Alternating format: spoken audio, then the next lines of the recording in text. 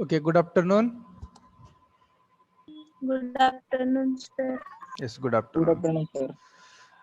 Okay, so today we will continue the unit number 3, that is components of building. So we have covered 2 units, unit 1 and unit 2.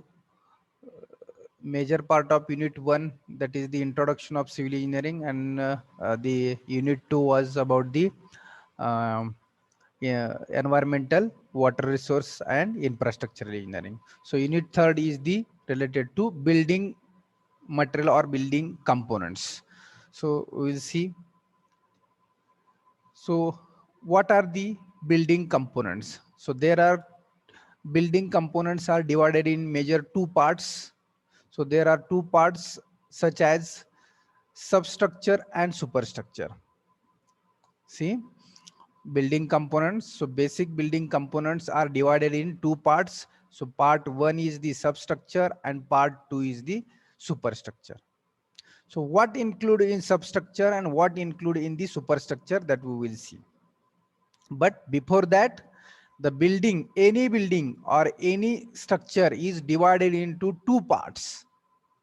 कोणतंही structure किंवा कोणतीही building 2 part मध्ये divide होते. पहिला part आहे तो म्हणजे सबस्ट्रक्चर आणि सेकंड पार्ट आहे तो सुपरस्ट्रक्चर. आता सबस्ट्रक्चर म्हणजे काय आणि सुपरस्ट्रक्चर म्हणजे काय ते डिटेल पाहू, आणि या सबस्ट्रक्चर मध्ये कोणते कंपोनेंट बिल्डिंगचे येतात आणि सुपरस्ट्रक्चर मध्ये कोणते येतात ते पण आपण डिटेल मध्ये पाहू. Okay, so first, substructure. What is substructure? It is a part of structure which is below ground level, that is foundation. Simple आहे.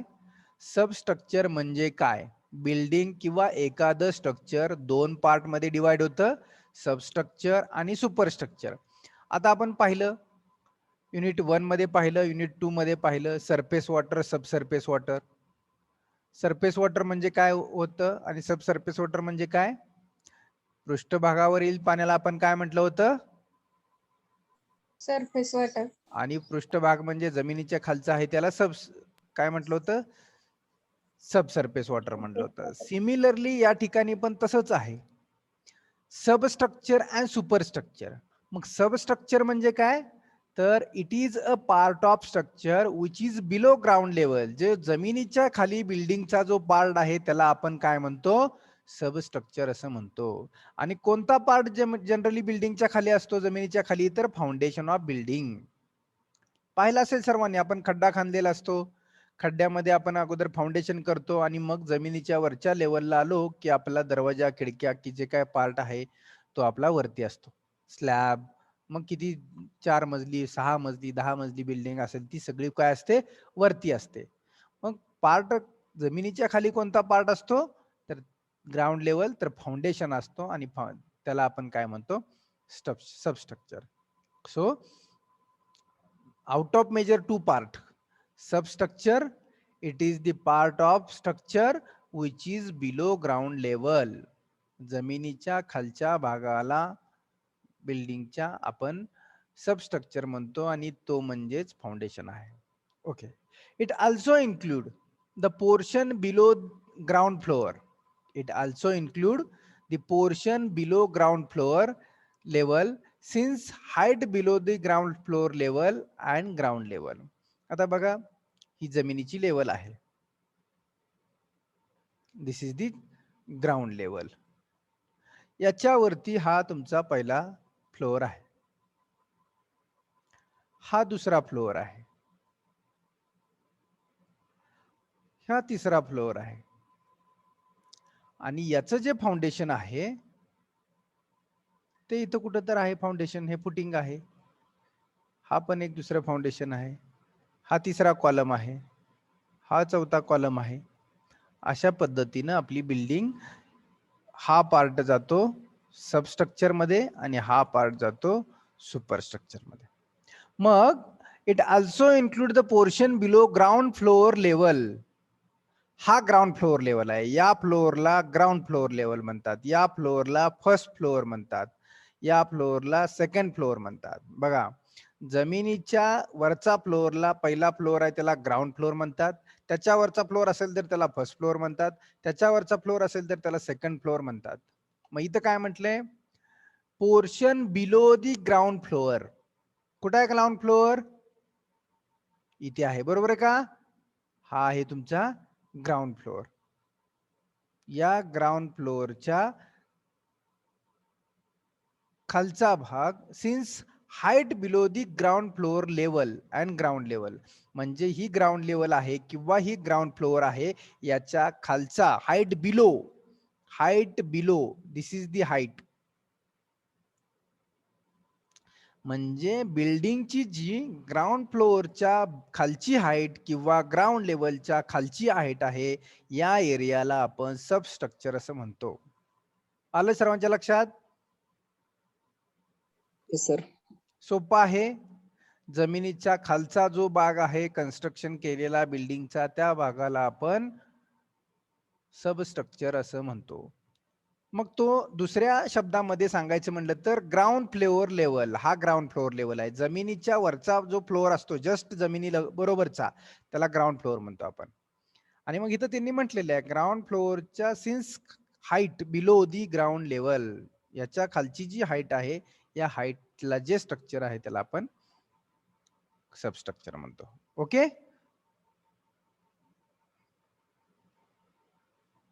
Okay. So now superstructure. What is superstructure? It is a part of structure which is above the ground level or ground floor level. ही आहे तुमची ground level. It is a part of structure which is above the ground level. He ground level आहे, बरोबर आहे, or ground floor level. हा आहे ground floor. Ground लेवलच्या वरची किंवा ground लेवलच्या वरची किंवा ग्राउंड फ्लोअरच्या वरची, म्हणजे जमिनीच्या वर कितीही स्टोरी असू द्या, कितीही मजले असू द्या. बघा, ग्राउंडच्या वरती किती 50, 100, 1000 असू द्या मजले, हे सगळा पार्ट कशामध्ये जातो? सुपरस्ट्रक्चर. येतंय का लक्षात? ग्राउंड लेवलच्या वरचा, कुठे आहे ग्राउंड लेवल? मी बघा फिगर बघा, मी इमेज काढलेली आहे. ही ग्राउंड लेवल आहे, म्हणजे जमिनीची लेवल. जमिनीच्या लेवलच्या वरचा म्हणजे कुठला फ्लोअर आला? हा ग्राउंड फ्लोअर आला. ग्राउंड फ्लोअरच्या वरती पण फ्लोअर असतील, फर्स्ट फ्लोअर असेल, सेकंड फ्लोअर असेल, म्हणजे सगळे फ्लोअर कशामध्ये इन्क्लूड होतात? तर सुपरस्ट्रक्चर मध्ये.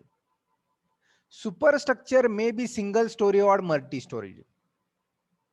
Superstructure may be single storey और मल्टी स्टोरी, म्हणजेच काय? एक मजला किंवा अनेक मजले, सिंगल स्टोरी और मल्टी स्टोरी. ग्राउंड फ्लोअर हा काय झाला हो? हा पहिला मजला झाला. फर्स्ट फ्लोअर दुसरा मजला झाला, सेकंड फ्लोअर तिसरा मजला झाला, फोर्थ फ्लोअर चौथा मजला झाला. म्हणजे एक मजली असो म्हणजे सिंगल स्टोरी असो किंवा मल्टी स्टोरी 10 स्टोरी असो. या ठिकाणी तुमचा 9th स्टोरी असो, 9th फ्लोअर, जेवढे काय फ्लोअर असतील ते सगळे फ्लोअर कशामध्ये इन्क्लूड होतात? सुपरस्ट्रक्चर. ओके. इट इन्क्लूड, आता पुढे बघा, it include walls, columns, beams, doors, window sill, lintel, छज्जा, floor, slab, ceiling, roof, parapet wall, steps and stair, wall finishes. हे सगळे कंपोनंट जे आहेत बिल्डिंगचे हे कशामध्ये इन्क्लूड होतात? सुपरस्ट्रक्चर मध्ये. सबस्ट्रक्चर मध्ये कोणता कंपोनंट पाहिला हो आपण? एकच कंपोनंट होता.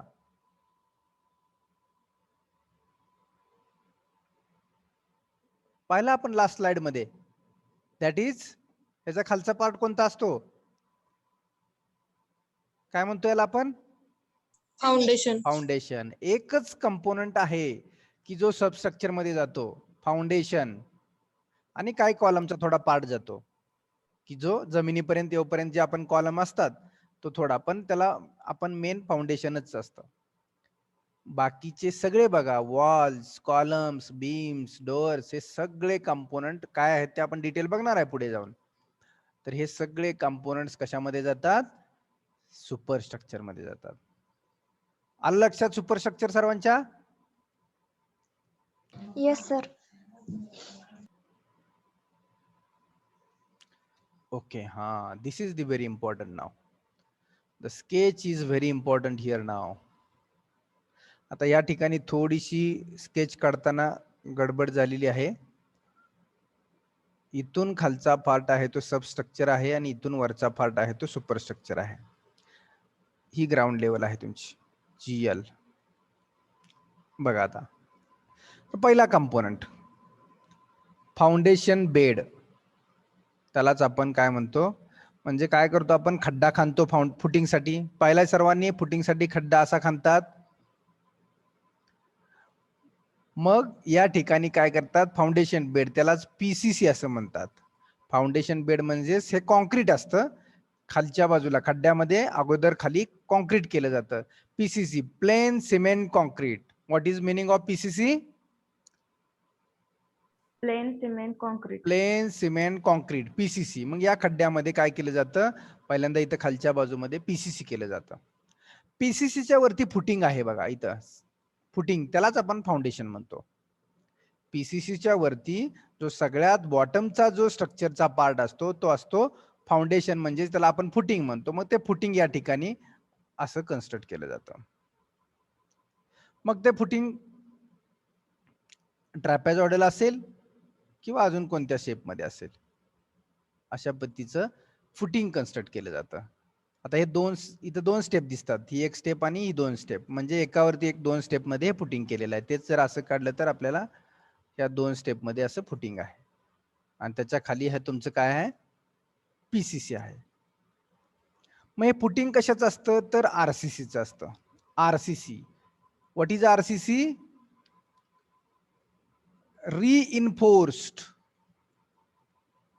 Reinforced cement concrete. RCC म्हणजे काय? Reinforced cement concrete.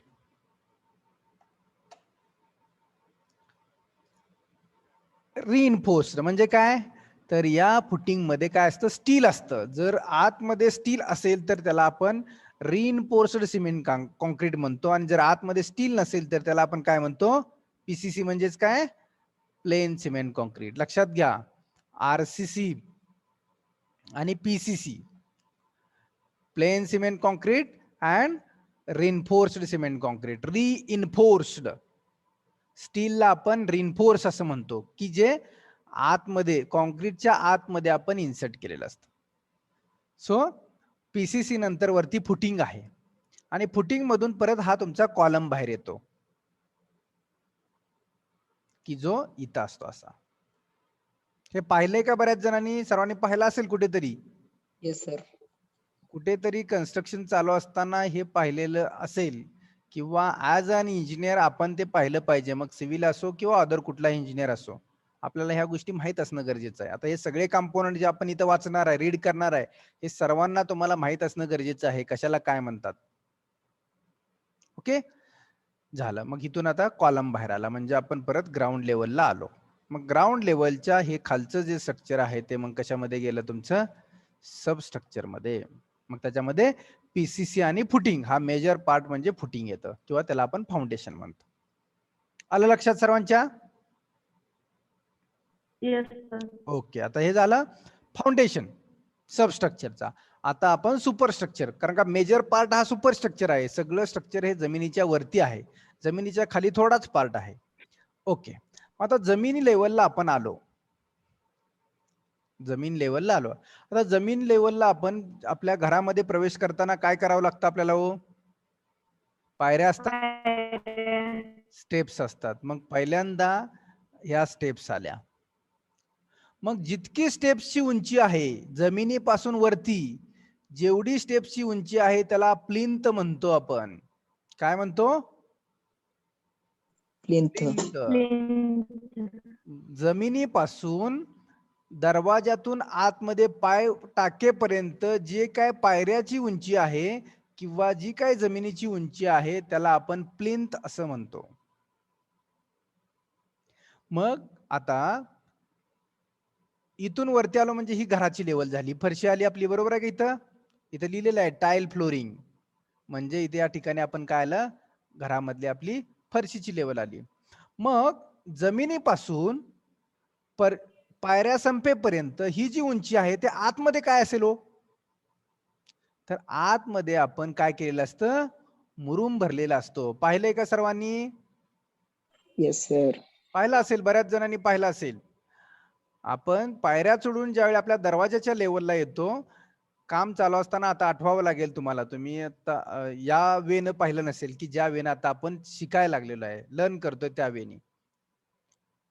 मग स्टेप्स चढून ज्यावेळी आपण वरती येतो ती म्हणजे आपली दरवाजेची लेवल असते.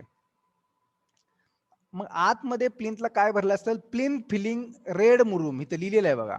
आतमध्ये आपण काय करतो, मुरुम भरतो आणि तो मुरुम काय करतो, पूर्णपणे कॉम्पॅक्ट करतो.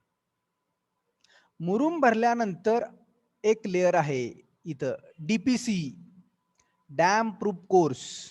आरसीसी झाला, पीसीसी झाला आणि डीपीसी, डॅम प्रूफ कोर्स. आता या कोर्समध्ये कधी स्टील आपण टाकतो, कधी नाही टाकत. रिक्वायरमेंट नसते, टाकलं तरी पण ऍडिशनल चांगलंच आहे, नाही टाकलं तरी काय अडचण नाही. पीसीसी सारखाच डीपीसी आहे, डॅम प्रूफ कोर्स.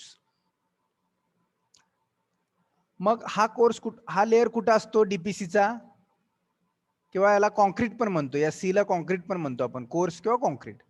तर हा एकदा तुम्ही, ही तुमची पूर्ण बिल्डिंग असेल, अशा पद्धतीने तुमच्या 4 खोल्या असतील आणि एकदा तुम्ही पायऱ्या चढून जमिनीच्या वरती पायऱ्या चढून आला की त्यानंतर या ठिकाणी मुरुम भरलेला आहे तुम्ही, बरोबर आहे, या ठिकाणी मुरुम असतं आणि मग या लेवलला तुम्ही काय करता, पूर्णपणे डीपीसी म्हणजे इथं असा डीपीसी अंतरता की जो इथं दिसतो आतमध्ये. सगळ्या रूम वरती, ह्या 4 रूम आहेत, या सगळ्या 4 रूम मध्ये पूर्णपणे हा डीपीसीचा लेअर पहिला अंतरला जातो. कशाच्या वर, मुरुमाच्या वर.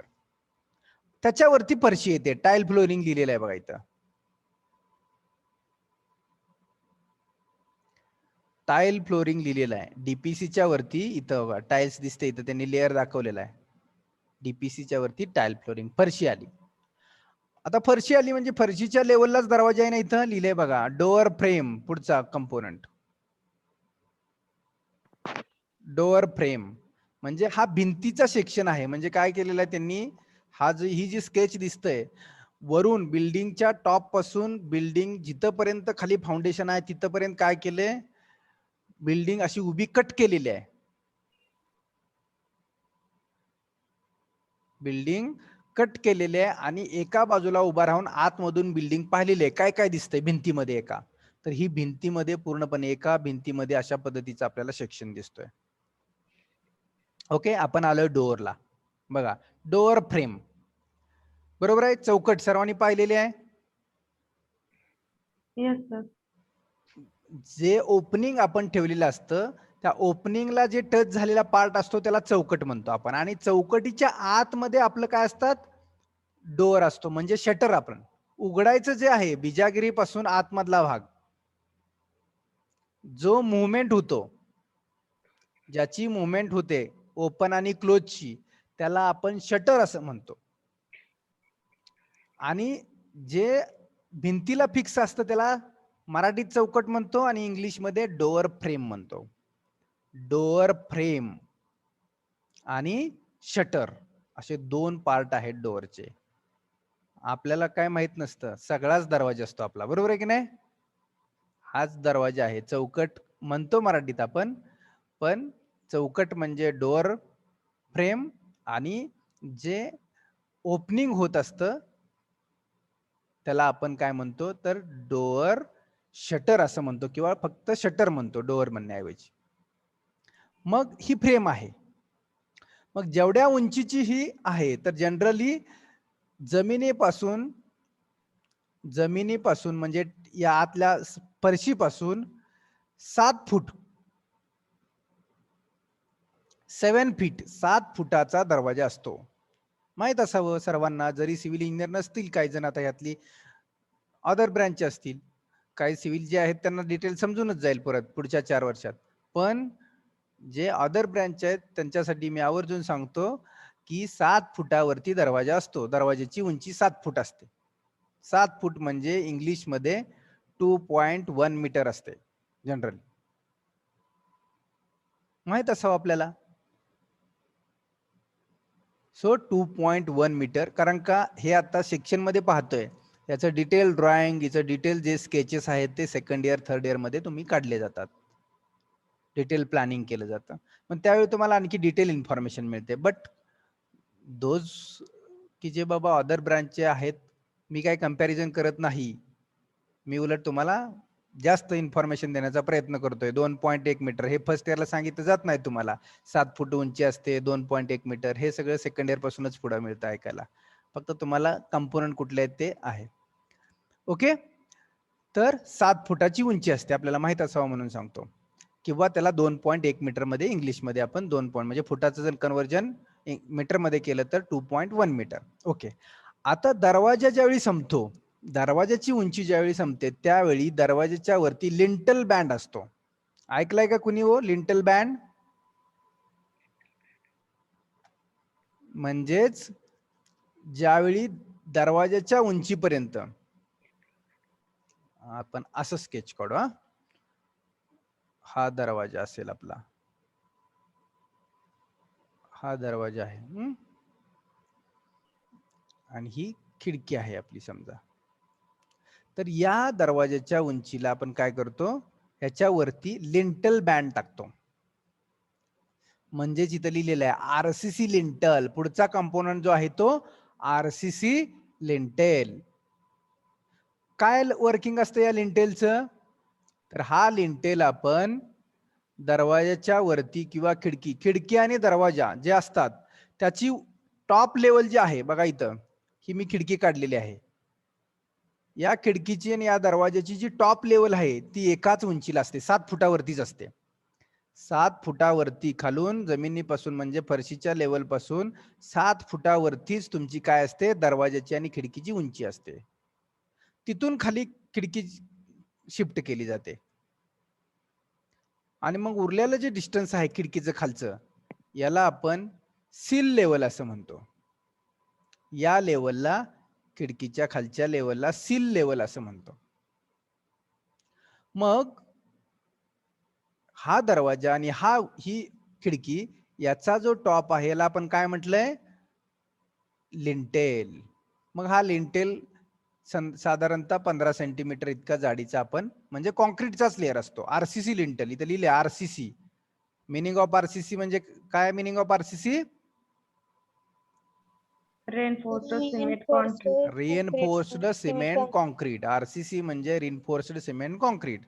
मग footing, column, lintel, beam, slab हे सगळे कॉन्क्रीट आणि स्टीलचे बनलेले असतात, म्हणून त्याला आपण आरसीसी म्हणतो. RCC slab, RCC beam, RCC column म्हणजेच रिइन्फोर्स्ड सिमेंट कॉन्क्रीट, की ज्याच्यामध्ये स्टील आहे त्याला आपण आरसीसी मेंबर म्हणतो.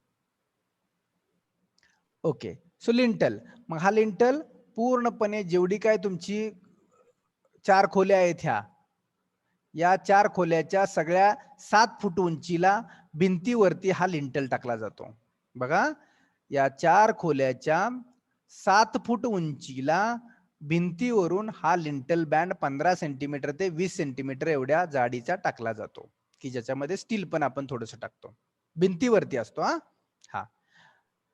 आणि त्याच्यावरती परत मग हे बांधकाम आहे बघा, वॉल लिहिलेला आहे.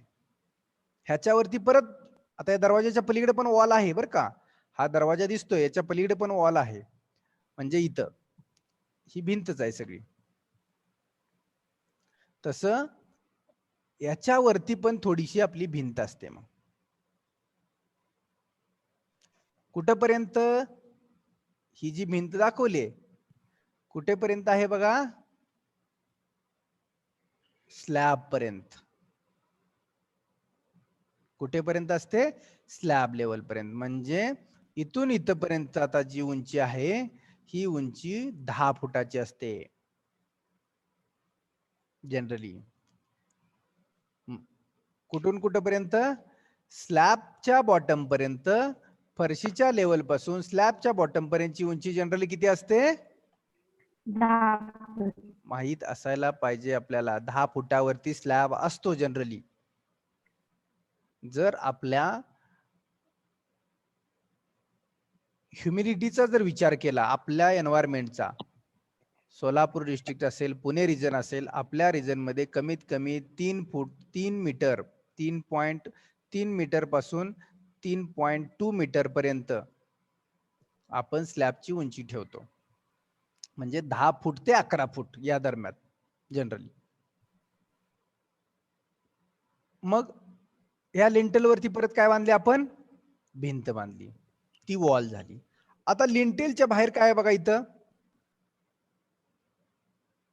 लिंटेलच्या बाहेर आरसीसी छज्जा पाहिलाय का? खिडकीच्या वरती बाहेरच्या बाजूला पाणी आत येऊ नये म्हणून एक छज्जा बांधलेला असतो, पाहिलाय का सर्वांनी? Yes, Yes. sir.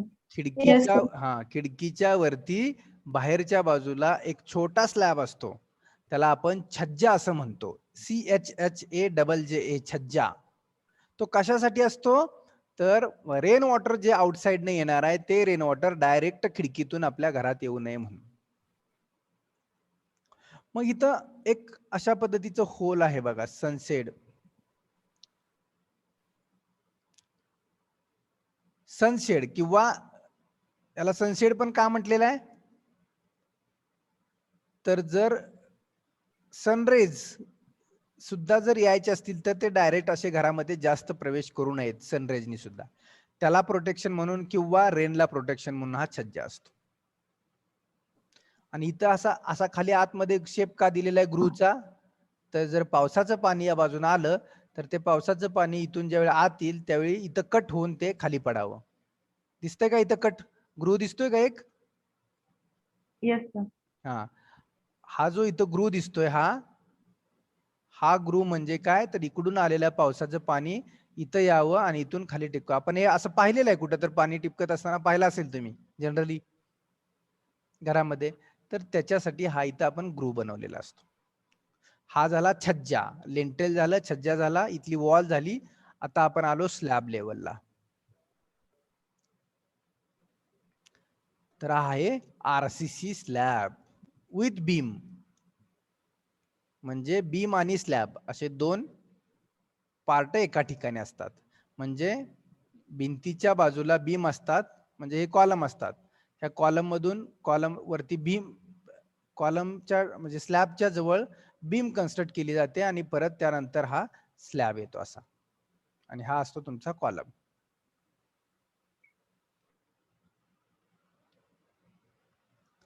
मग इथं बीम असते की जी बीम इथं दाखवलेली आहे. बीम, स्लॅब हा बीम वरती रेस्ट असतो, बीम ही कॉलम वरती रेस्ट असते आणि कॉलम परत फाउंडेशन वरती रेस्ट आणि फाउंडेशन पीसीसी वरती आणि परत ग्राउंड वरती लोड जातो. So RCC slab. आता परत हा झाला पहिला फ्लोर, ग्राउंड फ्लोर झाला. आता याच्यावरती पण फ्लोर आहे एक, फर्स्ट फ्लोअर. फर्स्ट फ्लोअरचं टाईल आलं बघा, टाईल्स आल्या, टाईल फ्लोरिंग. म्हणजे परत फर्स्ट फ्लोअरला आल्यानंतर ही काय दिसतं इथं? तुमचं टाईल फ्लोरिंग केलेलं आहे. मग परत फर्स्ट फ्लोअरला आल्यानंतर खाली ब्रिक मॅसनरी आहे, म्हणजे वॉल आहे इथं. ही दिसते का वॉल? वॉलच्या वरती आता खिडकी आहे बघा. मग इथं सेक्शन कशाचा दाखवलेला आहे हो? हा सेक्शन आहे तो डोअरचा दाखवलेला आहे. आता इथं विंडोचा आहे. म्हणजेच इथं सील लेवल दिसते बघा. म्हणजे खिडकीचा जो बॉटम असतो बघा, खिडकीचा जो बॉटम असतो त्याला आपण सील लेवल म्हणतो. लेवल म्हणजे उंची, म्हणजे फ्लोअर पासून, या फरशीच्या फ्लोअर लेवल पासून जी काय खिडकीचा बॉटम आहे इथपर्यंतची उंची असते, या उंचीला आपण सील लेवल असं म्हणतो. खिडकी झाली की मी आता आपण मगाशी सांगितलं खिडकीचा टॉप कुठेपर्यंत असतो? खिडकीचा टॉप किती लेवल पर्यंत असतो? हे किती असतं? 7 फूट. 7 फूट. फ्लोअर पासून, फरशीच्या लेवल पासून खिडकीचा टॉप हा 7 फुटावा असतो किंवा दरवाजाचा टॉप पण हा किती फुटावा असतो? 7 7 फुटावरती फुट. असतो किंवा 2.1 2.1 मीटर. 2.1 मीटर. मग खिडकीची उंची त्याच्याप्रमाणे तुम्ही ऍडजस्ट करायची खाली. तुम्हाला किती बाय कितीची खिडकी बसवायची आहे. टॉप मात्र 7 फुटाला गेलाच पाहिजे, म्हणजेच लिंटल बँड हा 7 फुटावरती पडतो. लिंटल बँड हा पण 7 फुटावरती टाकतो, म्हणून आपल्याला खिडकीची आणि दरवाजाची उंची ही जमिनीपासून 7 फूट आपण ठेवतो generally as per Indian standard. बाहेरच्या कंट्रीमध्ये मे बी कमी जास्त करत असतील, त्याचा विषय आपल्याला माहित नाहीये, पण जे इंडियन स्टँडर्ड प्रमाणे जे आपण कन्स्ट्रक्शन करतो, प्लॅनिंग करतो, ते 7 फुटाला आपण किंवा 2.1 मीटरला करतो आपण. त्यालाही रिझन आहे. 7 फूट का हो? 7 फुटच का केलं असेल? नॉर्मल आपण जर उंची पकडली तर 5.5 फुटापासून 6 फुटापर्यंत उंची आहे, बरोबर आहे ना? काहीतरी त्याला स्टँडर्ड आहे. आपण दरवाजातून कोण आत जाणार आहे? आपण जाणार आहे की आपल्या घरातले जनावर जाणार आहेत? आपल्या गोट्यामध्ये आपण असलेले जाणार. जनावर तर जात नाहीत ना घरामध्ये आपल्या, आपणच जातो ना. मग उंची कशावरती डिपेंड आहे? दरवाजाची 7 फूट उंची का ठेवलेली आहे? त्याला रिझन आहे. The people who are coming or going outside, कमीत कमी आपली उंची 6 फूट असते. एखाद्याची 6 फूट 4 इंच असेल, 2 इंच असेल, याचा डिफरन्स लक्षात घेऊन ती 7 फुटाची लिंटल दरवाजा ठेवलेला आहे. त्याला रिझन आहे, बरोबर आहे. सो आपण आपल्या घरातले सर्वजण लोक आपण काय करत असतो, आत बाहेर येत असताना आपल्या उंचीचा विचार करून ती दरवाजाची उंची ठेवलेली आहे 7 फुटाची. ओके. मग 7 फुटाची दरवाजाची उंची, मग खिडकीची पण त्या लेवलला का ठेवले? आपण जनरली उभा राहिलो तर खिडकीमधून आपल्याला स्पष्ट व्यवस्थित पाहता यावं. जमीन लेवलला खिडकी ठेवून चालेल का? नाही चालणार. आपल्याला खिडकीतून बाहेर बघायचं असेल तर आपण उभा राहिल्यानंतर त्याचं एअरचं व्हेंटिलेशन आहे ते आपल्याला आपल्या आय लेवलला आलं पाहिजे ना, म्हणून साठी खिडकीची पण उंची ही 7 फुटापर्यंत वरती वाढवलेली असते. मग परत खिडकीच्या वरती पण हा लिंटल बँड आहे, छज्जा आला, सेम परत वॉल आली. आता त्यानंतर परत पुढचा स्लॅब आला वरचा, त्याला आपण टेरेस स्लॅब म्हणतो आपण. याच्यावरची आता ह्याच्यावरती आपण बांधकाम करणार नाही आता. मग सगळ्यात टॉपचा स्लॅब झाला म्हणजे त्याला कुठला फ्लोअर म्हणणार? टेरेस फ्लोअर म्हणणार.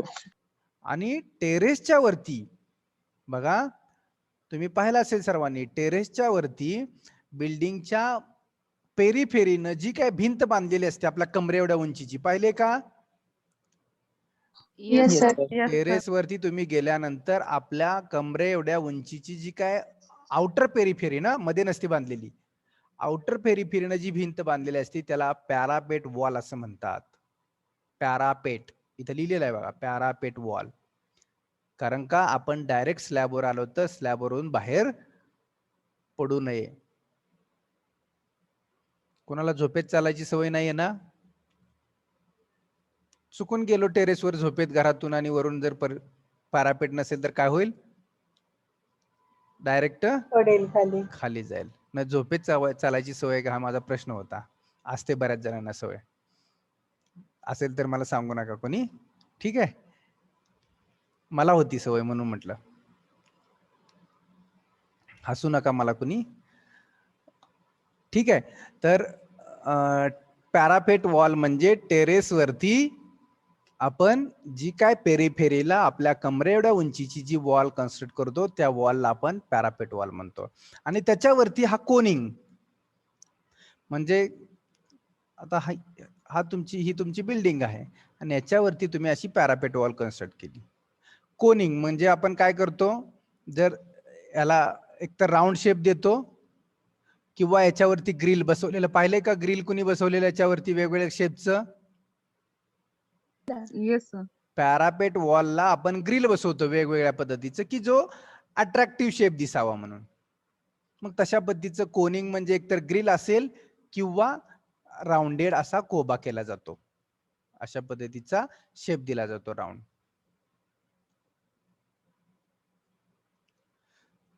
So these are all the components of building in the superstructure and substructure. आले लक्षात सर्वांच्या? आपण याचा डिटेल स्टडी करणार आहे पुढच्या स्लाइड पासून.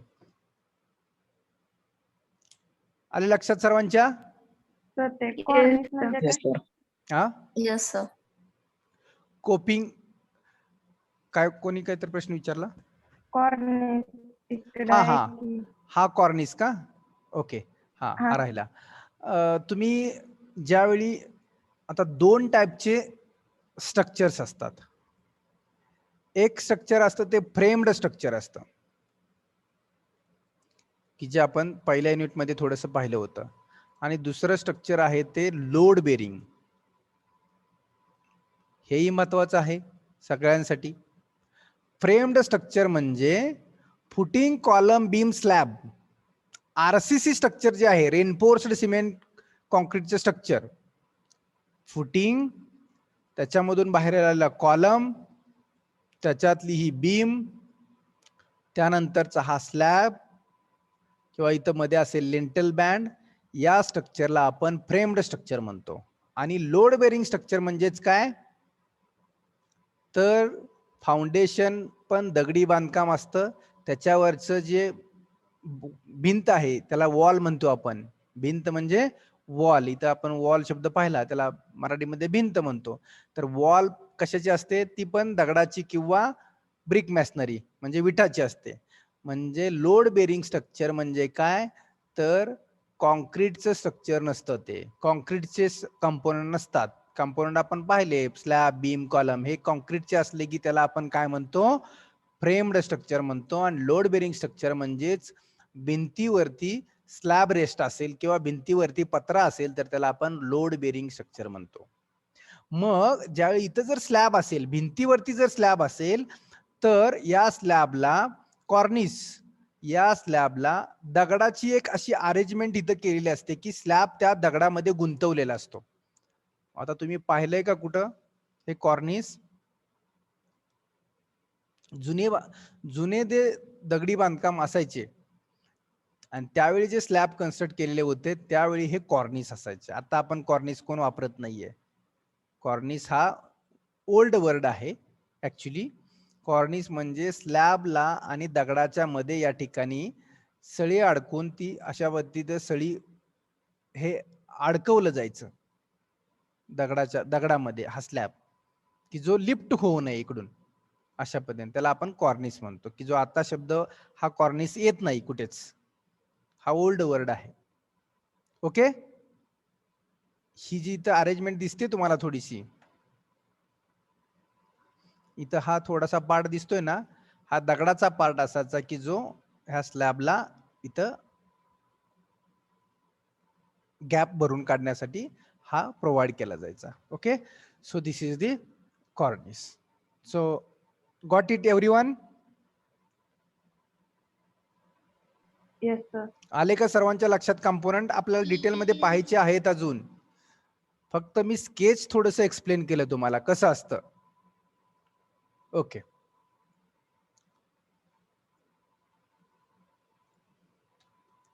Okay. So now again you can see here, आपण जे आता इमेज मध्ये पाहिलं ते थोडंसं वर्ड मध्ये पहा. काय आहे इथं? Substructure, superstructure. Major two parts of the building. Building किती पार्ट्स मध्ये, मेजर किती पार्ट्स मध्ये डिवाइड झालेले आहे? Two part. दोन, सबस्ट्रक्चर आणि सुपरस्ट्रक्चर. सबस्ट्रक्चर मध्ये आपण काय पाहतोय? फाउंडेशन फक्त. आणि सुपरस्ट्रक्चर मध्ये राहिलेले सर्व जे काय कंपोनंट आहेत बिल्डिंगचे, मग plinth, DPC, walls and columns, floor, beams, roof and slab, lintel, doors, window, छज्जा, parapet, steps and stair, cupboard and cells. एवढं सगळं आपण कशामध्ये जाते? परत सुपरस्ट्रक्चर मध्ये जातं. आता या प्रत्येक कंपोनंटचं मिनिंग आणि प्रत्येक कंपोनंटचं फंक्शन आपण पुढच्या काही स्लाइड्स मध्ये पाहणार आहोत. फाउंडेशन म्हणजे काय, फाउंडेशन कशासाठी करायचं, फाउंडेशनसाठी मटेरियल कोणकोणते वापरले जातात, हा पार्ट आपण आता इथून पुढच्या स्लाइड्स मध्ये बघणार आहे.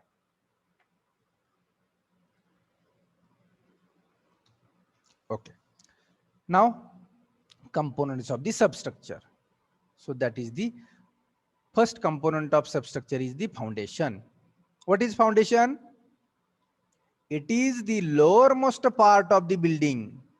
Foundation is the lowermost part of the building below ground level, and it forms the base of the building. काय फाउंडेशन? फाउंडेशन हा एक बिल्डिंगचा सगळ्यात लोअर मोस्ट पार्ट आहे की जो त्या बिल्डिंगचा बेस म्हणून ऍक्ट होतो.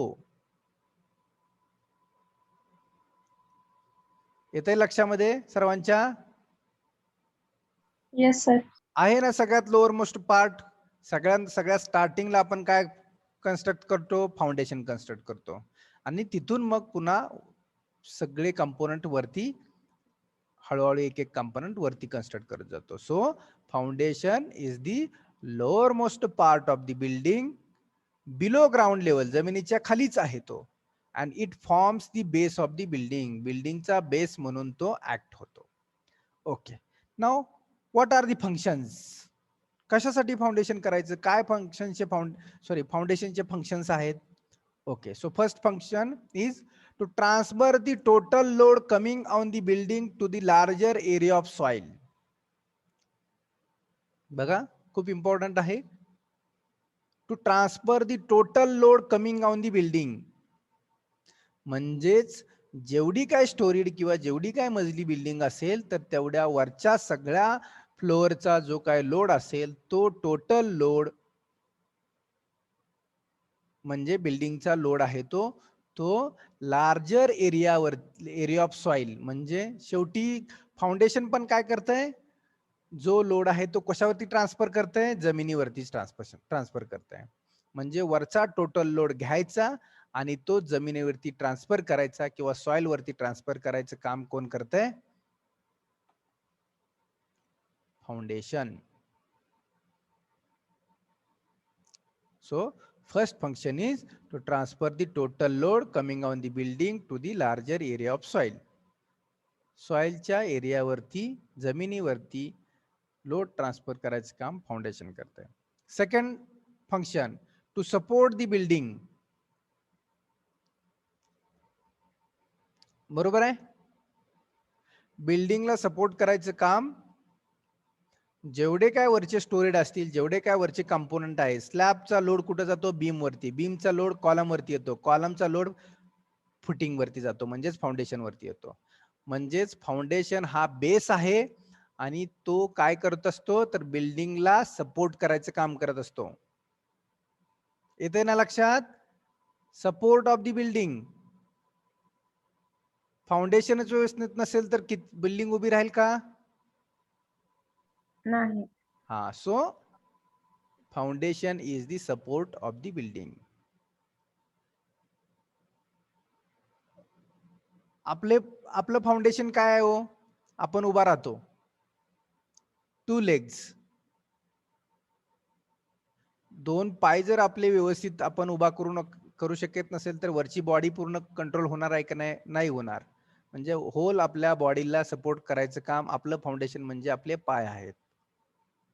सिमिलरली सगळ्या बिल्डिंगचा लोड हा शेवटी त्या फाउंडेशन वरती येतो. So support of the building. To provide level surface for concreting and masonry work. To provide level surface for concreting and masonry work. आता मॅसनरी वर्क म्हणजे भिंत कन्स्ट्रक्ट करायची आहे. जर फाउंडेशनच लेवल मध्ये नसेल तर भिंत व्यवस्थित असे उभी राहील का? नाहीये. किंवा फाउंडेशनचं कॉन्क्रीट व्यवस्थित नसेल, त्याच्यामधून कॉलमच जर स्ट्रेट बाहेर नसेल आला तर बिल्डिंग एका लेवल मध्ये असेल का? नसेल. म्हणजे भिंतीला किंवा कॉलमला प्रॉपर लेवल सरफेस द्यायचं काम सुद्धा कोण करतंय? फाउंडेशन करतंय. Next function, to provide stability to building against various forces such as wind, rain etcetera. Superstructure मध्ये जे काय कंपोनंट आहेत त्या कंपोनंटला स्टॅबिलिटी, ते स्टेबल ठेवण्यासाठी फाउंडेशनचा रोल खूप इम्पॉर्टंट आहे. बिल्डिंग वरती कशाचा लोड येणार आहे? फोर्स येणार आहे. विंड प्रेशर, वाऱ्याचा फोर्स येतो का नाही बिल्डिंग वरती? येस सर येतो. पावसाचा लोड येणार आहे की आणि स्वतः बिल्डिंगचं वेट असणार आहे आणि त्या बिल्डिंग मध्ये त्या फ्लोअर वरती राहणाऱ्या लोकांचा लोड असणार आहे, फर्निचरचा लोड असणार आहे, घरातील जे मटेरियल ठेवलेलं आहे त्याचा लोड असणार आहे. या सर्व लोडला स्टॅबिलिटी, स्टेबल, तुम्ही आता मेकॅनिक्स मध्ये वर्ड पाहिला असेल, stability, static force and dynamic force. What is static force?